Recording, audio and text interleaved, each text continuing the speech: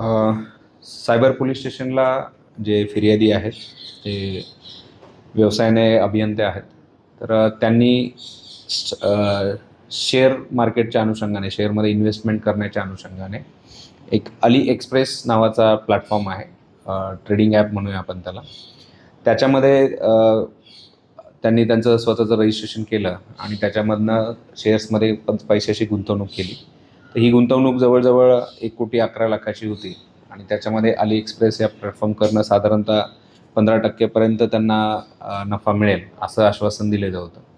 ज्यावेळेस त्यांची ही सुरुवातीला काही त्यांनी अमाऊंट इन्व्हेस्ट केली आणि त्याच्यामध्ये त्या प्लॅटफॉर्मवरती त्यांना काही प्रॉफिट त्यांचा दिसून आला. त्याच्यामध्ये त्यांनी आणखी अशी टोटल अमाऊंट इन्व्हेस्ट करून ही अमाऊंट टोटल 1,11,00,000पर्यंत गेली.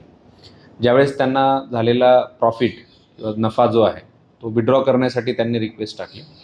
तर ती जी रिक्वेस्ट आहे ती डिनाय झाली आणि ज्यावेळेस त्यांनी संपर्क केला अली एक्सप्रेस प्लॅटफॉर्मच्या प्रतिनिधींशी, तर त्यावेळेस त्यांनी काही गव्हर्नमेंट टॅक्सेस आणि इतर पैसे त्यांना पहिले भरावे लागतील आणि त्यानंतरच हे तुमचा जो नफा आहे आणि मुद्दल ही विड्रॉ करता येईल अशी त्याच्यामध्ये अट होती.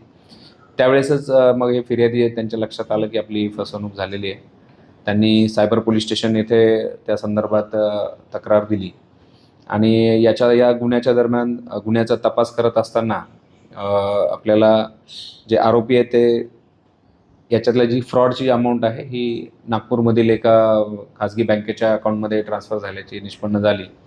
सर्वप्रथम नागपूरमधून आपण एक आरोपी अटक केला आणि त्याच्याकडनं जी संपूर्ण गुन्ह्याची मोडस आहे ती समजल्यानंतर या गुन्ह्यामध्ये आतापर्यंत 5 आरोपींना अटक करण्यात आलेलं आहे.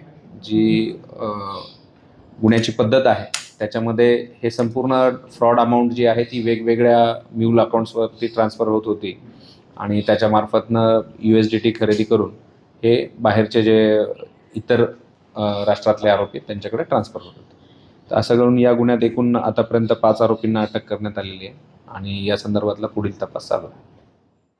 महाराष्ट्रातील ताज्या घडामोडी पाहण्यासाठी आजच आपल्या न्यूज 15 मराठी या चॅनलला यूट्यूबवर सबस्क्राईब करा. तसेच इंस्टाग्राम आणि ट्विटरवर फॉलो करायला विसरू नका. न्यूज 15 मराठी, आवाज जनसामान्यांचा.